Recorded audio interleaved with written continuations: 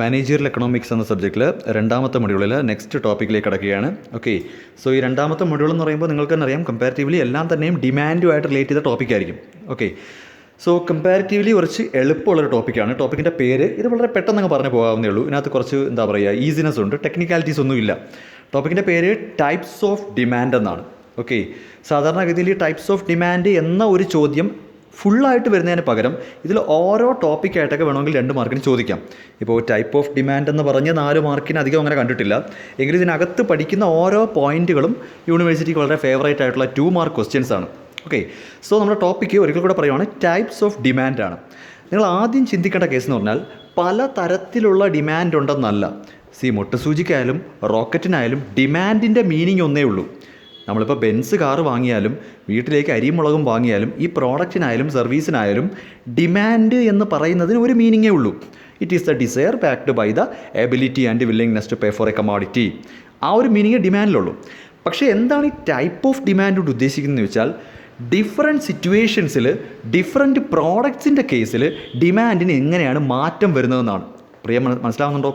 അതായത് ഓരോ പെർട്ടിക്കുലർ സിറ്റുവേഷനിലും അല്ലെങ്കിൽ ഓരോ പെർട്ടിക്കുലർ പ്രോഡക്റ്റ്, ഓരോ നേച്ചറിലുള്ള പ്രോഡക്റ്റിനെ സംബന്ധിച്ചും അല്ലെങ്കിൽ ഓരോ കോണ്ടെക്സ്റ്റിലും എങ്ങനെയാണ് ഡിമാൻഡിൻ്റെ ഒരു സ്വഭാവം, അതാണ് ശരിക്കും ഈ ടൈപ്പ് ഓഫ് ഡിമാൻഡ് കൊണ്ട് ഉദ്ദേശിക്കുന്നത്. നമുക്ക് ആദ്യം പഠിക്കുന്നത് കൺസ്യൂമർ ഗുഡ്സിൻ്റെയും പ്രൊഡ്യൂസേഴ്സ് ഗുഡ്സിൻ്റെയും ഡിമാൻഡിലുണ്ടാകുന്ന വ്യത്യാസമാണ്. ഡിമാൻഡ് ഫോർ കൺസ്യൂമർ ഗുഡ്സും ഡിമാൻഡ് ഫോർ പ്രൊഡ്യൂസേഴ്സ് ഗുഡ്സും. ഓട്ടോമാറ്റിക്കലി നമ്മൾ ആദ്യം അപ്പോൾ കൺസ്യൂമർ ഗുഡ്സ് എന്താണ്, പ്രൊഡ്യൂസേഴ്സ് ഗുഡ്സ് എന്താണെന്ന് പഠിക്കണം. ഒരുപക്ഷെ നമ്മളത് ഹയർ സെക്കൻഡറി ലെവലൊക്കെ പഠിച്ചായിരിക്കാം. കൺസ്യൂമർ ഗുഡ്സ് എന്ന് പറയുന്നത് അൾട്ടിമേറ്റ് കൺസംഷൻ, ഫൈനൽ കൺസംഷന് വേണ്ടി വാങ്ങുന്നതാണ്. ഇപ്പോൾ നമ്മൾ പറയുന്ന food items, cloth, book, television തുടങ്ങിയ കാര്യങ്ങളൊക്കെ ബിസിനസ് സ്ഥാപനത്തിൽ നിന്ന് കൺസ്യൂമേഴ്സ് വാങ്ങുന്നത് അവരുടെ ഫൈനൽ കൺസംഷന് വേണ്ടിയാണ്. അല്ലാതെ അത് ഉപയോഗിച്ച് പിന്നെ ഒരു പ്രോഡക്റ്റ് ഉണ്ടാക്കാനല്ല. പറഞ്ഞാൽ മനസ്സിലാവുന്നത്, these are the final products. ഇപ്പോൾ ഫുഡ്, ക്ലോത്ത്, TV എന്നൊക്കെ പറയുന്നതാണ് ഫൈനൽ പ്രോഡക്റ്റാണ്. നമ്മളതൊരു സ്ഥാപനത്തിൽ നിന്ന് പർച്ചേസ് ചെയ്യുന്നത് നമ്മുടെ ഫൈനൽ കൺസംഷനാണ്. നമ്മുടെ കയ്യിൽ നിന്നും അത് പിന്നീട് പ്രോസസ്സ് ചെയ്ത് വേറൊരു പ്രോഡക്റ്റൊന്നും ആവത്തില്ല. അതാണ് ആ പ്രോഡക്റ്റിൻ്റെ ഫൈനൽ രൂപം. മനസ്സിലാവുന്നുണ്ടോ? ഇപ്പോൾ നമ്മളൊരു ഫുഡ് അല്ലെങ്കിൽ ഒരു സോപ്പ് വാങ്ങുന്നു. നമ്മൾ കടയിൽ നിന്നൊരു ലെക്സ് സോപ്പാണ് വാങ്ങുന്നതെങ്കിൽ അതാണ് അതിൻ്റെ ഫൈനൽ രൂപം. നമ്മൾ ആ സോപ്പ് വാങ്ങി ഉപയോഗിക്കുവാണ്. മനസ്സിലാവുന്നുണ്ടോ? അപ്പോൾ അതാണ് കൺസ്യൂമർ ഗുഡ്സ്. കൺസ്യൂമേഴ്സിൻ്റെ ഫൈനൽ കൺസംഷന് വേണ്ടിയുള്ള ഗുഡ്സാണ് കൺസ്യൂമർ ഗുഡ്സ്. അപ്പോൾ നിങ്ങൾ ചോദിക്കും, വേറെ എന്തെങ്കിലും ഗുഡ്സ് ഉണ്ടോ? തീർച്ചയായിട്ടും പ്രൊഡ്യൂസേഴ്സ് ഗുഡ്സ് അല്ലെങ്കിൽ ക്യാപിറ്റൽ ഗുഡ്സ് എന്നൊരു കാറ്റഗറി ഉണ്ട്. ഈ പ്രൊഡ്യൂസേഴ്സ് ഗുഡ്സ് അല്ലെങ്കിൽ ക്യാപിറ്റൽ ഗുഡ്സ് എന്ന് പറയുന്നത് അത്തരം പ്രോഡക്റ്റുകൾ ബിസിനസ്സുകാർ മറ്റൊരു ബിസിനസ്സുകാരുടെ നിന്നാണ് വാങ്ങുന്നത്. എക്സാമ്പിൾ പറഞ്ഞുതരാം. സോപ്പ് നിർമ്മിക്കാനുള്ള റോ മെറ്റീരിയൽ, ശ്രദ്ധിച്ച് കേട്ടോണേ, സോപ്പ് നിർമ്മിക്കാൻ ആവശ്യമായ റോ മെറ്റീരിയൽ ആ റോ മെറ്റീരിയൽ വിൽക്കുന്ന കമ്പനിയുടെ കയ്യിൽ നിന്നും സോപ്പ് നിർമ്മിക്കുന്ന കമ്പനിയാണ് വാങ്ങുന്നത്. ഞാൻ പറഞ്ഞാൽ മനസ്സിലാവുന്നുണ്ടോ? സോപ്പ് നിർമ്മിക്കാൻ ആവശ്യമായ റോ മെറ്റീരിയൽസ് വാങ്ങുന്നതാരാണ്? സോപ്പ് നിർമ്മിക്കേണ്ട ആൾ. അത് വിൽക്കുന്നതാരാണ്? ആ റോ മെറ്റീരിയൽ വിൽക്കുന്നയാൾ. സോ ഇവിടെ ഒരു ബിസിനസ് ടു ബിസിനസ് ആണ് ട്രാൻസാക്ഷൻ. ഒരു ബിസിനസ് സ്ഥാപനം അവരുടെ കൈവശമുള്ള ഗുഡ്സ് മറ്റൊരു ബിസിനസ് സ്ഥാപനത്തിനാണ് വിൽക്കുന്നത്. കാര്യം അതിന് ഫർദർ പ്രോസസ്സിംഗ് ഉണ്ട്. സോപ്പിൻ്റെ റോ മെറ്റീരിയൽ അല്ല final product. So capital goods അല്ലെങ്കിൽ പ്രൊഡ്യൂസേഴ്സ് ഗുഡ്സ് എന്താണെന്ന് ചോദിച്ചാൽ, producers goods are those goods that are used for further production. ആ പ്രോഡക്റ്റ് ഉപയോഗിച്ചാണ് പിന്നെ നമ്മൾ അടുത്ത പ്രോഡക്റ്റ് ഉണ്ടാക്കുന്നത്. That is called capital goods. അതിൻ്റെ എക്സാമ്പിൾ എന്ന് പറയുമ്പോൾ റോ മെറ്റീരിയൽ വരും, പ്ലാന്റ് ആൻഡ് മെഷീനറി വരും, ഓഫീസ് ഫർണിച്ചർ, ഫാക്ടറി ബിൽഡിംഗ്. കാര്യം അത്തരം കാര്യങ്ങളൊക്കെ നമ്മൾ വാങ്ങുന്നത് ഫൈനൽ കൺസംഷൻ ഉദ്ദേശിച്ചല്ല, അതുപയോഗിച്ച് വേണം ഇനി അടുത്ത പ്രോഡക്റ്റ് നിർമ്മിക്കാൻ, അല്ലെങ്കിൽ അതിൻ്റെ സഹായത്തോടു കൂടിയാണ് അവിടെ പ്രൊഡക്ഷൻ നടത്തേണ്ടത്. അതാണ് ക്യാപിറ്റൽ ഗുഡ്സ്. വ്യത്യാസം മനസ്സിലാവുന്നുണ്ടല്ലോ? Soap consumer ഗുഡ്സാണ്. നമ്മൾ കടയിൽ പോയി വാങ്ങാറില്ലേ? ലെക്സ് സോപ്പ് കൺസ്യൂമർ ഗുഡ്സാണ്. Rexona soap consumer ഗുഡ്സാണ്.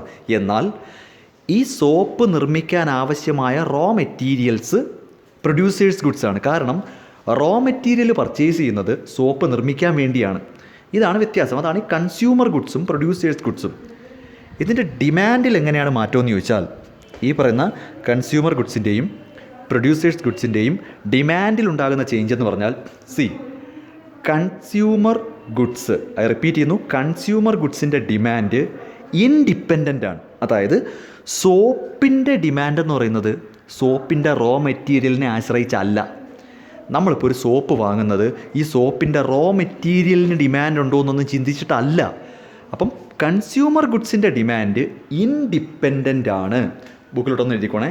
കൺസ്യൂമർ ഗുഡ്സിൻ്റെ, ഞാൻ എഴുതുവാണേ, കൺസ്യൂമർ ഗുഡ്സിൻ്റെ ഡിമാൻഡ് ഇൻഡിപെൻഡൻ്റ് ആണ്. നമ്മൾ സോപ്പ് വാങ്ങുന്നത് നമ്മുടെ ആവശ്യം, നമുക്കൊരു സോപ്പ് വേണം, അത്രയേ ഉള്ളൂ. എന്നാൽ പ്രൊഡ്യൂസേഴ്സ് ഗുഡ്സ്, സോപ്പിൻ്റെ റോ മെറ്റീരിയലിന് ഡിമാൻഡ് ഉണ്ടാകുന്ന എപ്പോഴാണെന്നറിയാവോ? സോപ്പ് നിർമ്മിക്കാൻ ആവശ്യമായ റോ മെറ്റീരിയലിന് ഡിമാൻഡ് ഉണ്ടാകുന്ന എപ്പോഴാണെന്നറിയൂ? സോപ്പിന് ഡിമാൻഡ് ഉള്ളപ്പോഴാണ്. അങ്ങനെ വരുമ്പോൾ പ്രൊഡ്യൂസേഴ്സ് ഗുഡ്സിൻ്റെ ഡിമാൻഡ് ഡിപ്പെൻഡൻ്റ് ആണ്. എന്തിനെ ഡിപ്പെൻഡ് ചെയ്യും? കൺസ്യൂമർ ഗുഡ്സിനെ ഡിപ്പെൻഡ് ചെയ്താണ് പ്രൊഡ്യൂസേഴ്സ് ഗുഡ്സിൻ്റെ ഡിമാൻഡ് നിൽക്കുന്നത്.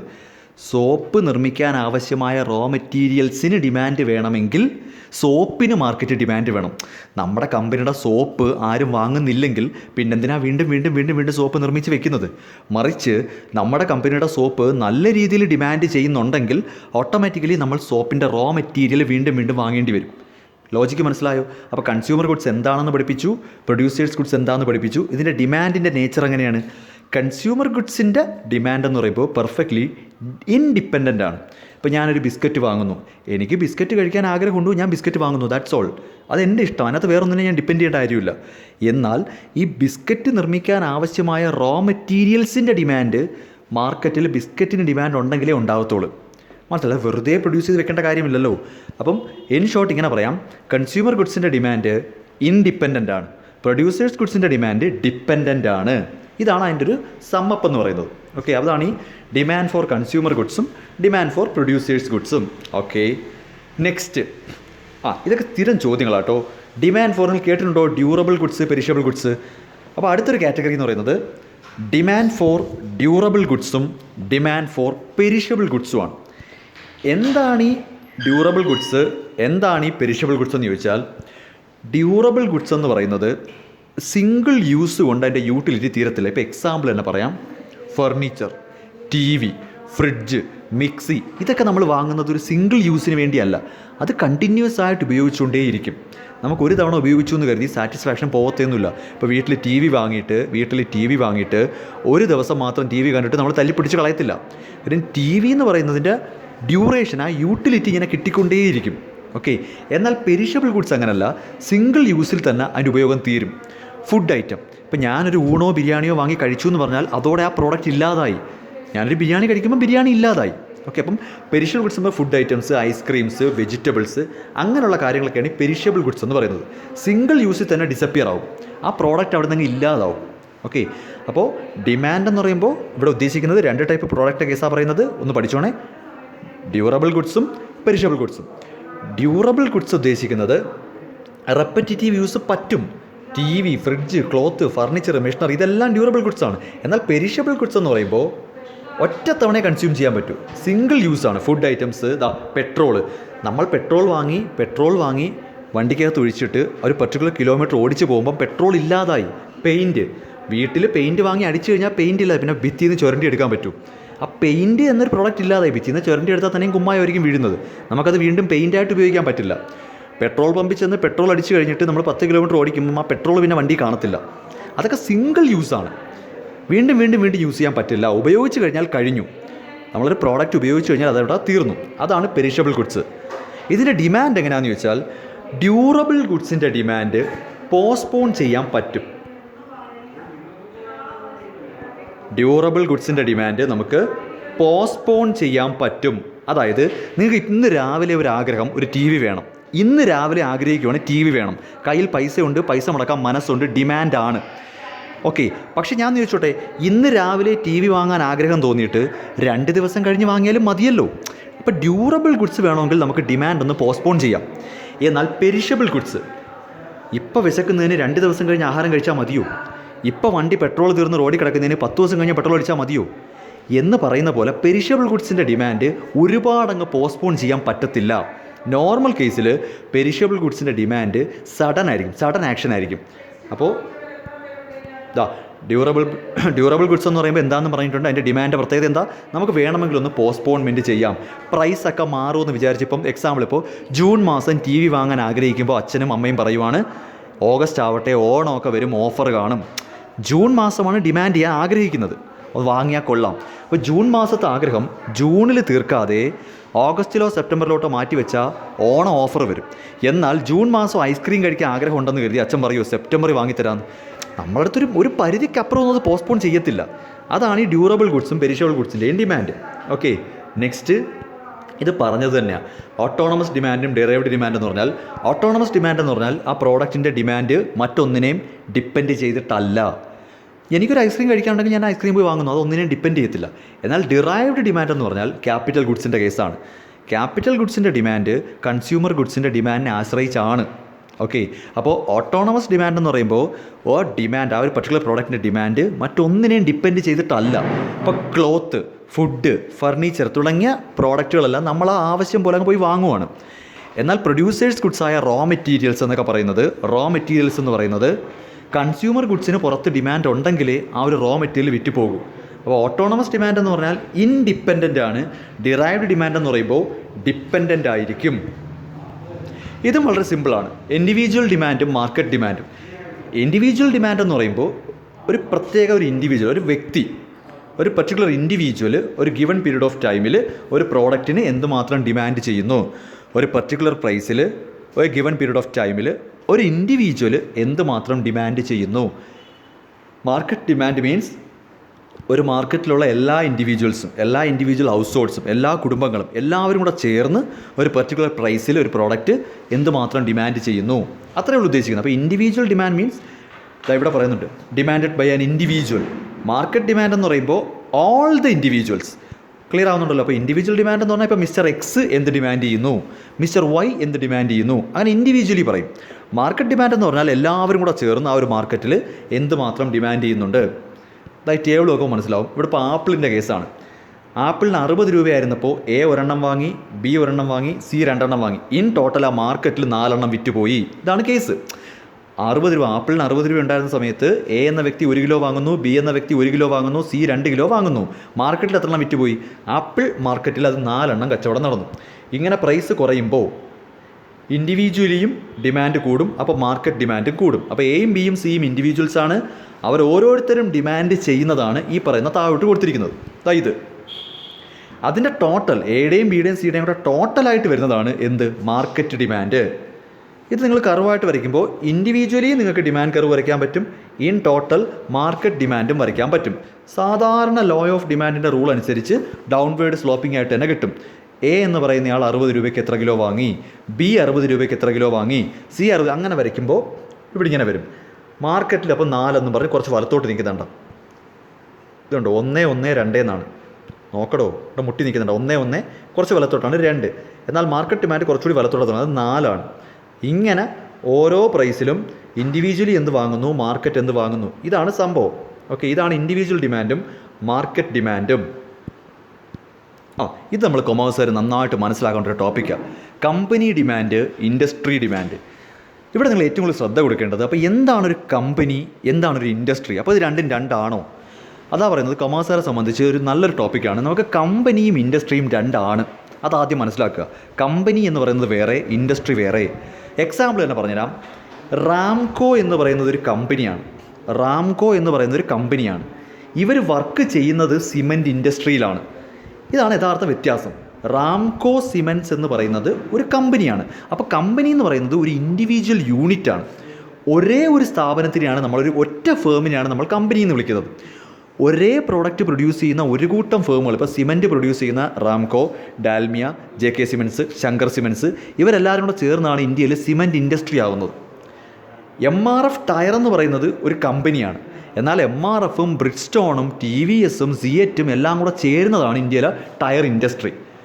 അപ്പം കമ്പനി ഡിമാൻഡ് എന്ന് പറയുന്നത്, ഇപ്പോൾ ഉദാഹരണത്തിന് ഒരു പെർട്ടിക്കുലർ കമ്പനിക്ക്, അതായത് റാംകോ സിമെൻറ്റ്സിന് എന്ത് ഡിമാൻഡുണ്ട്, റാംകോ സിമെൻറ്റ്സ് എന്ന കമ്പനിയുടെ ഡിമാൻഡ് എടുത്താൽ അതാണ് കമ്പനി ഡിമാൻഡ്. എന്നാൽ നമ്മുടെ രാജ്യത്ത് ഇപ്പോൾ സിമൻറ്റിന് എന്ത് ഡിമാൻഡുണ്ട്? ചില സമയത്ത് ഇപ്പോൾ ലോക്ക്ഡൗൺ, കൊറോണ ടൈമിൽ ലോക്ക്ഡൗണൊക്കെ വന്നപ്പോൾ എല്ലാ പണികളും നിർത്തിവെച്ചു. ആ സമയത്ത് നമ്മുടെ സിമൻറ്റ് ഇൻഡസ്ട്രി തന്നെ ഡൗൺ ആണ്. അത് റാംകോയുടെ കുറ്റമല്ല, ഡാൽമിയ സിമെൻറ്റ്സിൻ്റെ കുറ്റമല്ല. അപ്പോൾ കമ്പനി ഡിമാൻഡ് എന്ന് പറയുന്നത് അവരുടെ മാത്രം പ്രസ്റ്റീജാണ്. അപ്പം റാംകോ സിമെൻറ്റ്സിന് ഡിമാൻഡ് ഇല്ല, ഡാൽമിയ സിമെൻറ്റ്സിന് ഡിമാൻഡ് ഉണ്ടെന്ന് പറഞ്ഞാൽ ഇന്ത്യയിൽ സിമൻറ്റിന് ഡിമാൻഡുണ്ട്. മനസ്സിലാക്കുക, റാംകോ സിമെൻറ്റ്സിന് ഡിമാൻഡ് ഇല്ല, ഡാൽമിയ സിമെൻറ്റ്സിന് ഡിമാൻഡ് ഉണ്ടെന്ന് പറഞ്ഞാൽ നമ്മുടെ രാജ്യത്ത് സിമൻറ്റിന് ഡിമാൻഡുണ്ട്. അപ്പോൾ ഇൻഡസ്ട്രി ഡിമാൻഡ് ഓക്കെയാണ്, പക്ഷേ ഒരു പർട്ടിക്കുലർ കമ്പനിക്കാണ് ഡിമാൻഡ് ഇല്ലാത്തത്. മനസ്സിലാവുന്നുണ്ടോ? അപ്പം കമ്പനി ഡിമാൻഡ് വേറെ, ഇൻഡസ്ട്രി ഡിമാൻഡ് വേറെ. കമ്പനി ഡിമാൻഡ് എന്ന് പറയുന്നത് ഒരു കമ്പനിയെ മാത്രം ആശ്രയിക്കുന്ന കാര്യമാണ്. ഇൻഡസ്ട്രി ഡിമാൻഡ് എന്ന് പറയുമ്പോൾ ആ പ്രോഡക്റ്റ് വിൽക്കുന്ന എല്ലാ കമ്പനിയുടെയും കൂടെ ഡിമാൻഡായിട്ടാണ് എടുക്കുന്നത്. നെക്സ്റ്റ് ഷോർട്ട് റൺ ഡിമാൻഡും ലോങ് റൺ ഡിമാൻഡും. ഷോർട്ട് റൺ എന്ന് പറയുമ്പോഴത്തേക്ക് വളരെ ചുരുങ്ങിയ പീരീഡാണ്. അപ്പോൾ അവിടെ വരുമ്പോഴത്തേക്ക് കൺസ്യൂമേഴ്സിൻ്റെ പെട്ടെന്നുള്ള റിയാക്ഷൻ ആയിരിക്കും ഡിമാൻഡിന് കാരണമാകുന്നത്. ഇപ്പോൾ എക്സാമ്പിൾ, ഇപ്പോൾ ഓണക്കാലം. ഈ കേരളത്തിലെ ഓണക്കാലം എന്ന് പറയുന്നത് മാസങ്ങളോളം നീണ്ടു നിൽക്കുന്നതൊന്നുമല്ല. നമുക്ക് മാക്സിമം ഒരു 20 ദിവസത്തിനകത്ത് വെച്ച് അതങ്ങ് തീരും. ഓക്കെ, നമുക്കിപ്പം സർക്കാർ ജീവനക്കാർക്കായാലും അല്ലാത്തവർക്കായാലും ബോണസ് കിട്ടുമ്പോഴാണ് നമ്മുടെ കയ്യിൽ പൈസ വരുന്നത്. പൈസ വന്നിട്ട് ഒരു 4 ഓണം, ഒരു ചതയം വരെയൊക്കെ നിൽക്കത്തുള്ളൂ, അല്ലെങ്കിൽ ഒരു തിരുവോണം വരാം. ഓക്കെ, സോ ഒരു ഓണക്കാലം എന്ന് പറയുന്നത് ഒരു 10, 15, 20 ദിവസത്തിനകത്ത് തീരുന്നതാണ്. ആ ഒരു സമയത്ത് ഓരോ പ്രോഡക്റ്റിൻ്റെയും ഡിമാൻഡ്, ആ ഓണം എന്ന ഒരു സീസണിൽ മാത്രമുള്ള ഡിമാൻഡാണ് ഈ ഷോർട്ട് റൺ ഡിമാൻഡ്. അത് ഈ ഓണം കഴിയുമ്പോൾ അങ്ങ് തീരും. മനസ്സിലാവും. അപ്പോൾ സീസണൽ ഡിമാൻഡാണ്. അപ്പോൾ ഷോർട്ട് റൺ എന്ന് പറയുമ്പോൾ വളരെ പെട്ടെന്നുള്ള ആക്ഷനാണ്. നിലവിൽ നമ്മുടെ കയ്യിലോട്ട് പൈസ വന്നു, ബോണസ് വന്നു എന്നതിൻ്റെ റിയാക്ഷനാണ് ഈ മാർക്കറ്റിൽ കാണുന്നത്. ഓക്കെ, എന്നാൽ ലോങ് റൺ ഡിമാൻഡ് അങ്ങനെയല്ല. എല്ലാ ഡിമാൻഡ് ഡിറ്റർമിനൻസും മനസ്സിലാക്കി വളരെ പതുക്കെ. ഇപ്പോൾ ഉദാഹരണത്തിന് ലോങ് റൺ ഡിമാൻഡ് എക്സാമ്പിൾ എന്ന് പറഞ്ഞു കഴിഞ്ഞാൽ, ഇപ്പോൾ എന്താ പറയുക, ഇപ്പം കാറ്. ഇപ്പോൾ ഓണക്കാലമായി എന്ന് കരുതി ചാടിക്കറി നമ്മളൊരു കാറൊന്നും മേടിക്കേണ്ട കാര്യമൊന്നുമില്ല, ഓഫറൊക്കെ ഉണ്ടെങ്കിൽ പോലും. കാറെന്ന് അല്ലെങ്കിൽ ബൈക്ക് എന്നൊക്കെ പറയുന്നത് പതുക്കെ നമ്മൾ ബാക്കിയുള്ള എല്ലാ ഫാക്ടേഴ്സും നോക്കി പതുക്കെ ഡിമാൻഡ് ചെയ്യും. അതൊക്കെ എന്നാൽ ലോങ് റൺ ഡിമാൻഡിൽ വരുന്നതാണ്. ഓക്കെ, അപ്പോൾ ഷോർട്ട് റൺ ഡിമാൻഡ് എന്ന് പറയുമ്പോൾ കുറച്ച് ഫാക്ടേഴ്സ് മാത്രമേ. ഇപ്പോൾ നിലവിൽ പ്രോഡക്റ്റിൻ്റെ പ്രൈസ് എങ്ങാനും ഒരുപാട് കുറയുവാണ്. ഇപ്പോൾ നിങ്ങൾ ഈ ആമസോണിലെ ബിഗ് ബില്യൺ ഡേയ്സ് എന്ന് കേട്ടിട്ടില്ലേ? ഓൺലൈൻ ഷോപ്പിംഗ് സൈറ്റല്ലേ ആമസോൺ. അതിനകത്ത് ഇടയ്ക്കിടയ്ക്ക് ഒരു ദിവസത്തേക്കും 2 ദിവസത്തേക്കും പ്രോഡക്റ്റിൻ്റെ പ്രൈസ് ഭയങ്കര കുറവായിരിക്കും. ആ സമയത്ത് മാത്രമാണ് ഡിമാൻഡ് ചെയ്യുന്നതെങ്കിൽ അതാണ് ഷോർട്ട് റൺ ഡിമാൻഡ്. അതിൻ്റെ പ്രധാന കാര്യം ആ ഒരു ദിവസം മാത്രമേ പ്രൈസ് കുറയ്ക്കത്തുള്ളൂ. ഓണക്കാലത്ത് പ്രൈസ് കുറഞ്ഞില്ലെങ്കിൽ നമ്മുടെ കയ്യിൽ ഇൻകം കാണും. അപ്പോൾ നമ്മുടെ കയ്യിലോട്ട് വന്ന ബോണസ്, ആ ഒരു ചെറിയൊരു കാരണം, വളരെ മനസ്സിലാകുന്നുണ്ടോ? ഷോർട്ട് പീരീഡിലേക്ക് മാത്രമുള്ള കാരണം കൊണ്ടാണ് ഡിമാൻഡ് ഉണ്ടാകുന്നതെങ്കിൽ അതാണ് ഷോർട്ട് റൺ ഡിമാൻഡ്. എന്നാൽ കമ്പനിയുടെ ഓവറോൾ പ്രൈസിങ് പോളിസി, പ്രോഡക്റ്റിൻ്റെ ഇമ്പ്രൂവ്മെൻറ്റ്, ഡൈവേഴ്സിഫിക്കേഷൻ, അങ്ങനെ വലിയ വലിയ കാര്യങ്ങളൊക്കെ മനസ്സിലാക്കിയിട്ട് അതനുസരിച്ചാണ് പർച്ചേസ് ചെയ്യാൻ പോകുന്നതെങ്കിൽ അതൊക്കെ ലോങ് റൺ ഡിമാൻഡിനകത്ത് വരും. അപ്പോൾ ഈ 6 എണ്ണമാണ് നമ്മുടെ ടൈപ്സ് ഓഫ് ഡിമാൻഡ് എന്ന് പറയുന്നത്. ഇതിനകത്ത് ഇത് 6ഉം കൂടെ ചേർത്തൊരു ചോദ്യത്തിനേക്കാളും what do you mean by durable goods, what is the difference between consumer goods and producers goods, difference between industry and, അങ്ങനത്തെ ക്വസ്റ്റ്യൻസാണ് 2 മാർക്കിന് വരാം. ഡ്യൂറബിൾ ഗുഡ്സ്, പെരിഷബിൾ ഗുഡ്സ് സ്ഥിരമായിട്ട് ചോദിക്കാറുണ്ട്. Difference between durable goods and perishable goods റെഗുലറായിട്ട് ചോദിക്കുന്ന ഒരു ചോദ്യമാണ്. അപ്പോൾ അങ്ങനത്തെ കാര്യങ്ങൾ പഠിച്ച് വെച്ചേക്കുക. ഓക്കെ, അപ്പോൾ നമുക്ക് കൺസ്യൂമർ ഗുഡ്സ്, പ്രൊഡ്യൂസേഴ്സ് ഗുഡ്സിൻ്റെ ഡിമാൻഡുണ്ട്, ഡ്യൂറബിൾ ഗുഡ്സ്, പെരിഷബിൾ ഗുഡ്സ് ഉണ്ട് അല്ലേ, ഓട്ടോണമസ് ഡിമാൻഡ്, ഡിറൈവ്ഡ് ഡിമാൻഡ് ഉണ്ട്, ഇൻഡിവിജ്വൽ ഡിമാൻഡ്, മാർക്കറ്റ് ഡിമാൻഡ് ഉണ്ട്, പിന്നെന്താ കമ്പനി ഡിമാൻഡ്, ഇൻഡസ്ട്രി ഡിമാൻഡ് ഉണ്ട്, ലാസ്റ്റായിട്ട് short run demand, long run demand. ഇത്രയും കാര്യങ്ങളാണ് ഈ ഒരു ടോപ്പിക്കിനകത്ത് വരുന്നത്. ഓക്കെ, സിമ്പിൾ ടോപ്പിക്കാണ്, ഏറ്റവും സിമ്പിൾ ടോപ്പിക്കാണ്. ജസ്റ്റ് ഒന്ന് കേട്ടിട്ട് ബുക്കിലോട്ടൊന്ന് കുറിച്ച് വെച്ചിരുന്നാൽ മതി. ഓക്കെ.